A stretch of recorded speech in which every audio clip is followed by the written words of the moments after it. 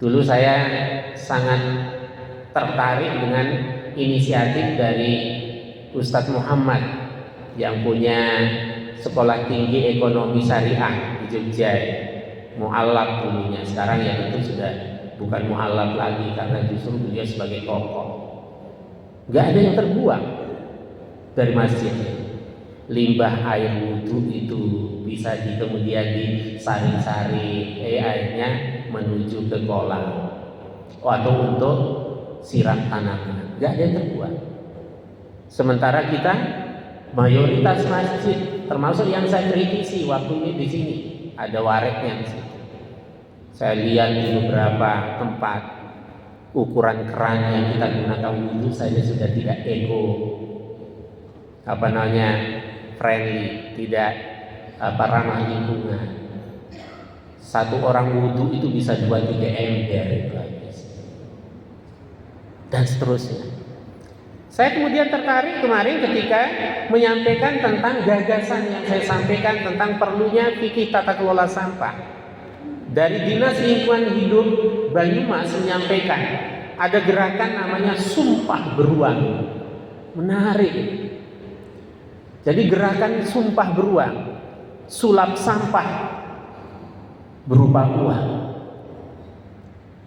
Akhirnya yaitu ternyata dia punya berapa karyawan yang ngurusin sampah, itu gajinya lebih besar ketimbang PNS dengan apa istilahnya, strata atau pangkat tertentu, tinggi sekali. Nah, itu yang saya katakan, di tangan orang kreatif sampah itu bisa bernilai ekonomi, bahkan bisa bernilai ibadah. Ibu-ibu dan bapak sekalian, maka sampah, urusan persampahan ini tanggung jawab kita bersama. Kenapa terbuang di sepanjang jalan tadi yang saya lewati? Itu rata-rata itu bekas, kalau kita lihat itu ya bekas, itu sayur mayur itu masuk ke kresek kemudian dibuang sembarang pinggir jalan lagi. Sampai dituliskan juga di situ. Bahkan barang siapa yang membuang di sini, sampai ngeri juga itu tahzirnya, itu peringatannya. Sampai bawa-bawa nama binatang juga itu. Bagi yang membuang di sini adalah USA, itu ditulis itu di Bali 3 huruf itu. Yo, ternyata udah baca kalau seperti itu ya tetap buang juga ya.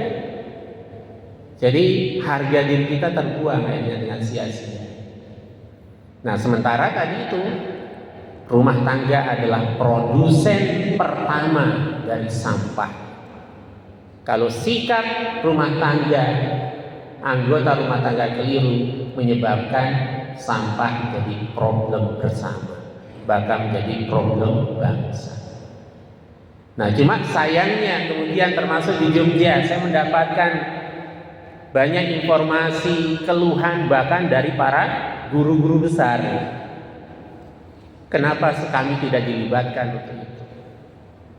Lagi-lagi hanya berpikir pada hilirnya.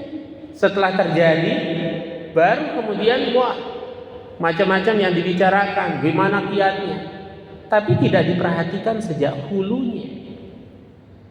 Padahal Islam itu diatur, Islam itu disyariatkan, termasuk hukum-hukum itu ditetapkan. Salah satu tujuannya kan sadduz zari'ah kalau dalam bahasa agama, untuk preventif. Apalagi dalam dunia kesehatan kan sering kita dengar pencegahan lebih baik dari pengobatan. Maka hulunya itu penting, menyadarkan. Maka termasuk ini.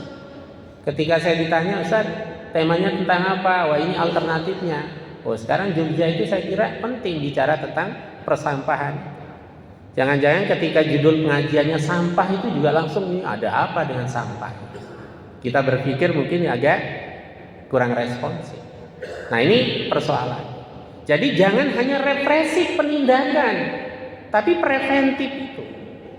Dan termasuk kuratif, bagaimana menyadarkan, mendidik masyarakat kita, tetangga kita, bahkan di tingkat RT perlu ada gerakan. Mudah-mudahan di sini ada Pak RT, atau di atasnya ada Pak RW, atau Bu RT, Bu RW. Sehingga di situ perlu gagasan di tingkat RT. Jadi kita membuat satu tempat, entah namanya sedekah sampah atau misalnya pengelolaan sampah, masyarakat kita di tingkat RT perlu kita atur. Coba dibagi mana yang organik, mana yang anorganik. Nanti dipilah mana yang plastik, mana yang kertas. Insya Allah itu menjadi income bagi RT setempat. Nanti kalau udah banyak bisa pariwisata, rekreasi. Itu hasil dari jual sampah. Jadi tidak perlu iuran lagi. Sekarang iuran sampah. RT mau rekreasi, iurannya sampah dulu.